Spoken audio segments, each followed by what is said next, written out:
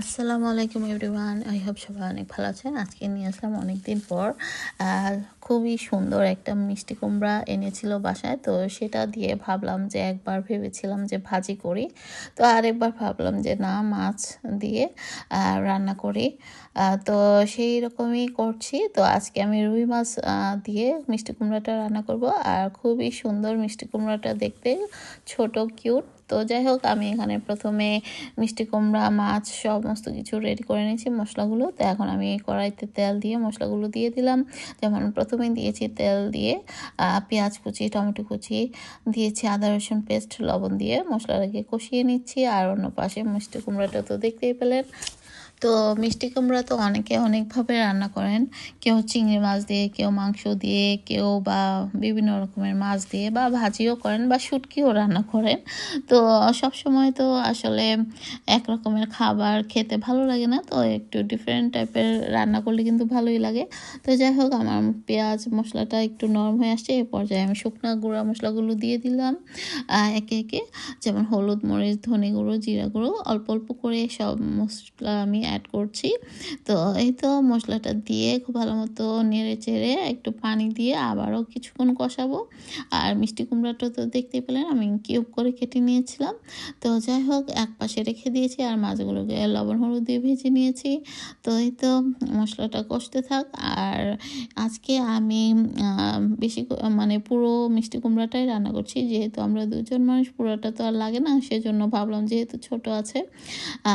আর কাটার পরে যতটুকু হয়েছে মনে হলো যে না, কিছু অংশ আমার শাশুড়ি মার জন্য পাঠাই। তো সেই জন্য পুরোটাই রান্না করছি। তো সেই অনুযায়ী কাজ। এই তো দেখতে পাচ্ছেন মিষ্টি কুমড়াটা অ্যাড করে দিলাম। তো খুব যে বেশি হয়েছে তাও না, আবার কমও না, আমাদের দুজনের জন্য অনেক। তো মাছ দিলে আরও বেশি হবে এই আর কি। তো মোটামুটি বড় এক কড়াইয়ে তরকারি হয়েছে। তো এই তো আমি মিষ্টি কুমড়াটাকেও বেশ কিছুক্ষণ কষিয়ে নিয়েছি। তো যখন আর এই মিষ্টি কুমড়াটা কিন্তু রান্না করতে খুব বেশি সময় লাগেনি, খুব তাড়াতাড়ি নরম হয়ে আসছে। আর খুব বেশি নাড়তে যাবেন না, তাহলে গলে যাবে।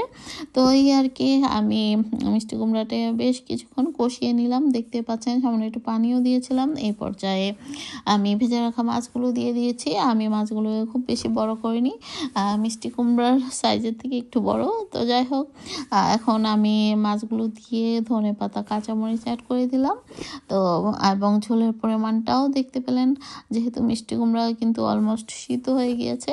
তো সেই অনুযায়ী আমি ঝোলের পরিমাণটা রেখেছি। আর লবণটা এ পর্যায়ে দিয়ে দিতে হবে টেস্ট অনুযায়ী। তো কালারটাও কিন্তু দেখতে দারুণ হয়েছে আর খেতেও মাশাআল্লাহ সুস্বাদু হয়েছে মিষ্টি কুমড়া তরকারি।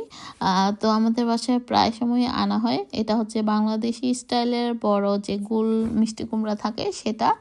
আমাদের ইংল্যান্ডে একটা পাওয়া যায় বাটারনাট স্কোয়াশ, সেটাও দেখতে মিষ্টি কুমড়ার মতোই, কিন্তু ওইটার টেস্টটা আমার কাছে মনে হয় যে আরেকটু বেশি মিষ্টি হয় আর খেতেও দারুণ লাগে।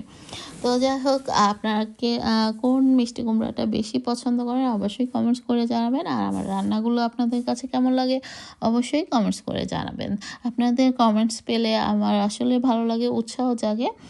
তো এই আর কি, অনেক কষ্ট করে আমরা যারা কুকিং ভিডিও বানাই বা যে কোনো ব্লগ করি না কেন, এগুলো কিন্তু করতে কষ্ট হয় অবশ্যই। যারা করেন বা করি সবাই আমরা জানি। তো সবাই সবার পাশে থাকবেন আশা করি। তো আল্লাহ হাফেজ, থ্যাংক ইউ ফর ওয়াচিং। সবাই সবার জন্য দোয়া করবেন।